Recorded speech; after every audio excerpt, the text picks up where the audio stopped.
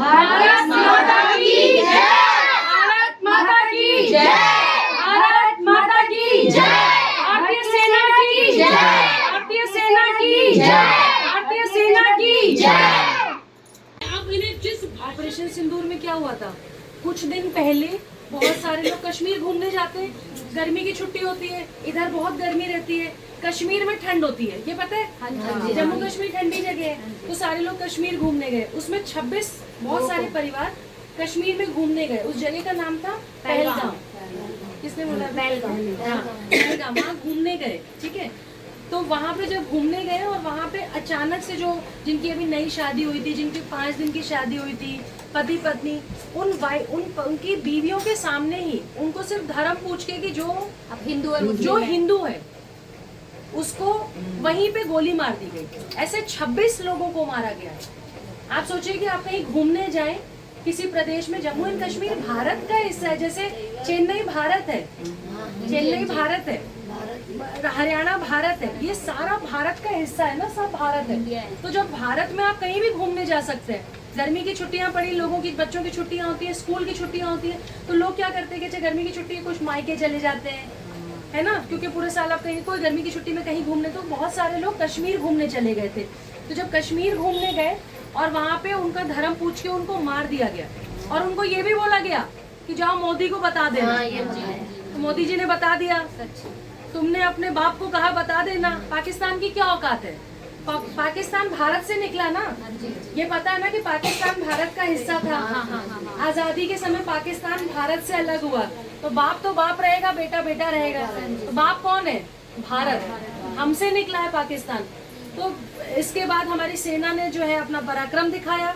इनको पाकिस्तान के इतने सारे जगह जहाँ पे आतंकी संगठन रहते हैं, जहाँ ये गोला बारूद बनाते हैं, जहाँ ये आतंकवाद या लोगों को ट्रेनिंग देते हैं, लोगों को मारने की, बम फोड़ने की, उन 9 ठिकानों को भारत की सेना ने निस्तो नाबूद कर दिया, उड़ा दिया।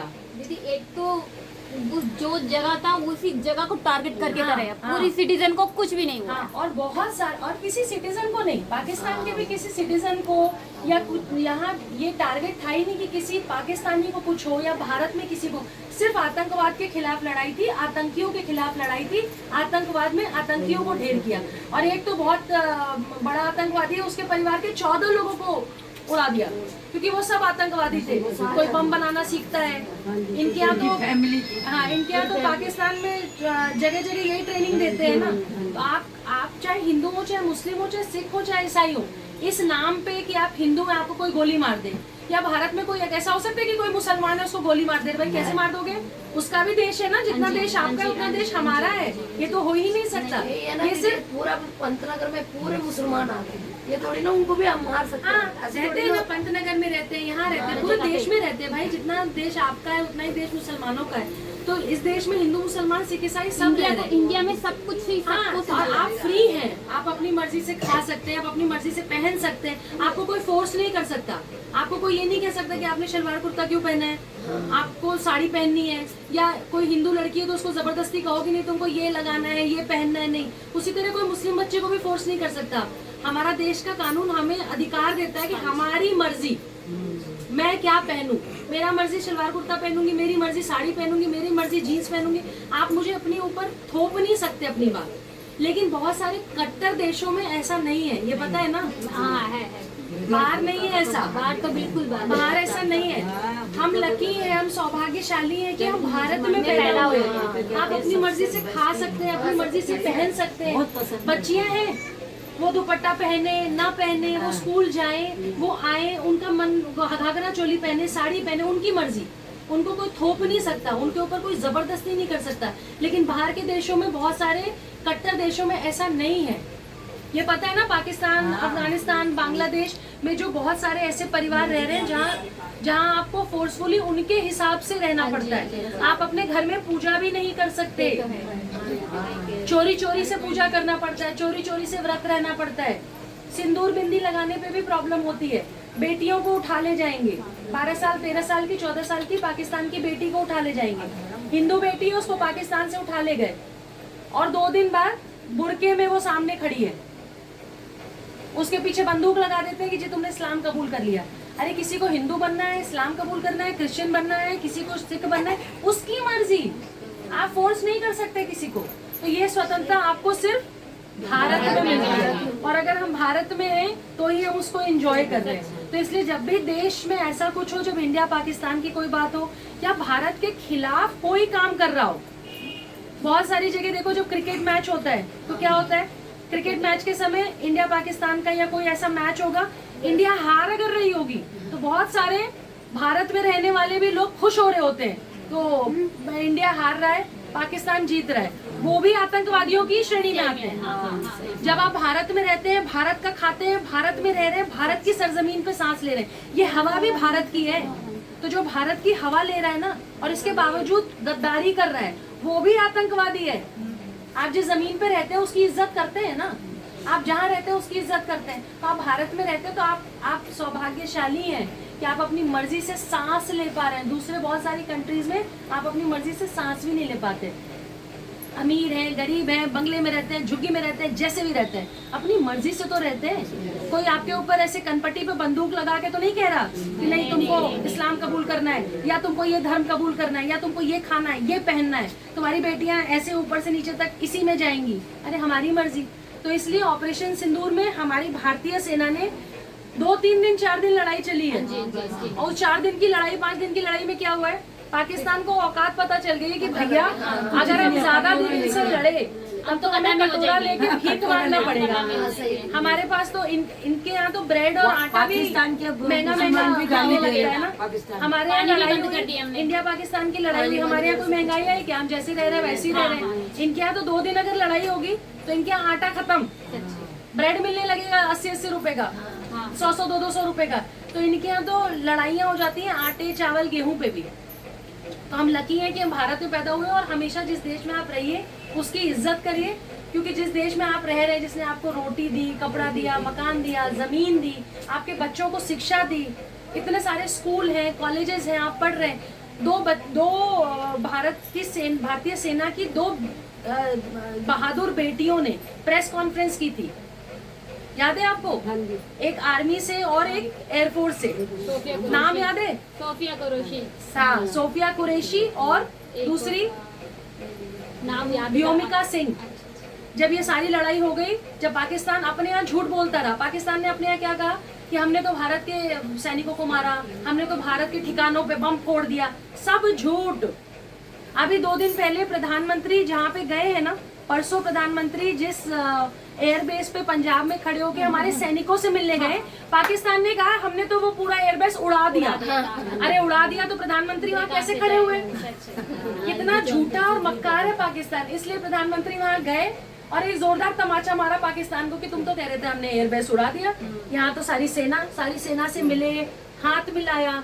सोचिए कितनी बड़ी बात है कि आज भारत के प्रधानमंत्री जहाँ लड़ाई हो रही है उस जगह पे जाके भारतीय सेना के साथ खड़े होके उनको गले मिल रहे हैं, उनका कंधा थपथपा रहे हैं। कितनी इज्जत की बात है।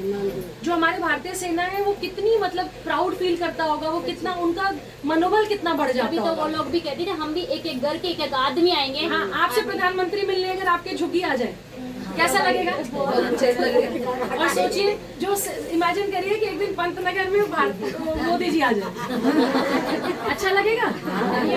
तो भारतीय सेना को कैसा लगा होगा कि 2 दिन पहले तो हमने पाकिस्तान को धूल चटाई और आज भारत के प्रधानमंत्री यहाँ खड़े हैं, वो भी उस एयरबेस पे जिसको पाकिस्तान अपने प्रेस कॉन्फ्रेंस करके झूठ बोल रहा था, जी हमने उड़ा दिया साहब, हमने तो ये कर दिया वो कर।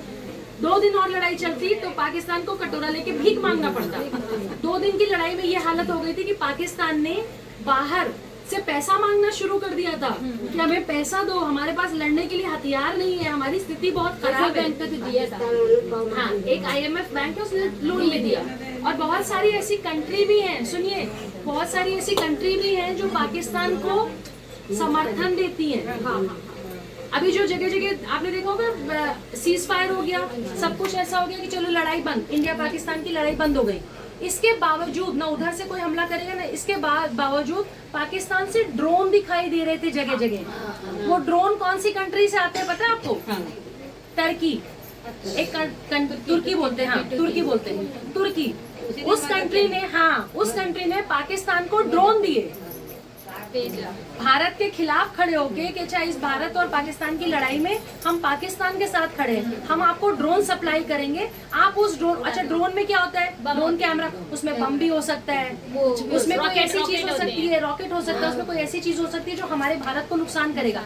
तो हमें पाकिस्तान ही नहीं, ऐसी सारी कंट्री जो हमारे खिलाफ है, हमें हमेशा अपने भारत, हमें किसी के खिलाफ नहीं होना, हमें सिर्फ भारत के साथ रहना है। तो कभी आप झुग्गियों में रहते हैं, उन झुग्गियों में भी बहुत सारे ऐसे लोग जो बाहर से आके रह रहे हैं, घुसपैठिए होते हैं, पता है ना आपको, बांग्लादेश से आके रह रहे हैं, दूसरी कंट्री से आके रह रहे हैं, ड्रग्स बेच रहे हैं, ड्रग्स का काम कर रहे हैं, हमारे भारत की इंफॉर्मेशन बाहर देते हैं, धीरे धीरे धीरे धीरे हमारे यहाँ घुसपैठ करते हैं। तो जिन झुग्गियों में आप रहते हैं, अगर आपको लगे कि नहीं ये जो व्यक्ति आके रह रहा है वो हमारी कंट्री का नहीं है, तो आप वो इन्फॉर्मेशन भी पुलिस को दे सकते हैं, आप हमारे एनजीओ भी आके दे सकते हैं, आप हमारे एनजीओ में भी आके वो इन्फॉर्मेशन दे सकते हैं। हम, क्योंकि इस समय बहुत सारे ऐसे लोग जो बाहर से आके हमारी कंट्री में भारतीय बन के अपना आधार कार्ड बनवा लिया, अपना पैन कार्ड बनवा लिया, आपके पास दस्तावेज हो ना हो, उनके पास होंगे। भारत का जो मुसलमान है उसके पास भले पेपर हो ना हो, लेकिन जो बाहर से आ रहा है ना, जो हमारे बाहर देश का नहीं है, उसके पास सारे पेपर्स हैं, उसके पास आधार कार्ड भी है, वोटर आईडी कार्ड भी है, उसके पास पैन कार्ड भी है, वो यहीं आके यहीं रहते हैं, भारत का खाते हैं, और जब भी भारत और पाकिस्तान की लड़ाई होगी और इस तरह का कुछ भी होगा, हमेशा भारत के खिलाफ खड़े हो जाएंगे। तो सिर्फ पाकिस्तान हमारी दुश्मन नहीं है, हमारे वो लोग भी दुश्मन हैं जो हमारे साथ रहते हैं, इसी जमीन पे सांस ले रहे हैं जिसपे मैं और आप सांस ले रहे हैं, लेकिन उनको भारत माता कहने से परहेज है, उनको वंदे मातरम कहने से परहेज है, वहाँ भारत के रीति रिवाज मानने से परहेज है, भारत का तिरंगा लहराने से परहेज है। हमने तो उन झुग्गियों में भी काम किया यहाँ दिल्ली में, जहाँ पे 15 अगस्त 26 जनवरी को झंडा फहराते थे तो मौलाना साहब नाराज हो जाते थे तो मैंने कहा मौलाना साहब जाए भाड़ में, झंडा तो फहराएंगे क्योंकि भारत की धरती पे खड़े हैं। तो भारत में जब आप हैं, जिस देश में आप हैं, आप उसकी इज्जत करें, और ऐसा कोई व्यक्ति जो आपको लगता है कि देश के खिलाफ है, सजग रहिए, और अपने घर में अपने बच्चों को हमेशा देश की इज्जत करना सिखाइए। वो भारत माँ की इज्जत करेंगे तो अपनी माँ की तो ऑटोमेटिक इज्जत करेंगे। आप अपने घर में अगर भारत माँ की इज्जत करना नहीं सिखा रहे तो कल वो आपकी इज्जत भी नहीं करेंगे। तो ये आप अपने घर में सिखाएंगे, क्या पता कल आपका ही बच्चा फौज में चला जाए, कल आपका ही बच्चा कहीं नेवी में चला जाए, आपका ही बच्चा कहीं एयरफोर्स में चला जाए, अगली बार जब इंडिया पाकिस्तान की लड़ाई हो तो आपका बच्चा प्लेन उड़ा रहा हो, आपका बच्चा आतंकवादियों के ऊपर बम फोड़ रहा हो, ये भी तो हो सकता है। इसलिए इसको ध्यान रखेंगे, ठीक है। और ऑपरेशन सिंदूर याद रखेंगे, वो तो भूलेगी सिंदूर उजाड़ा था भारत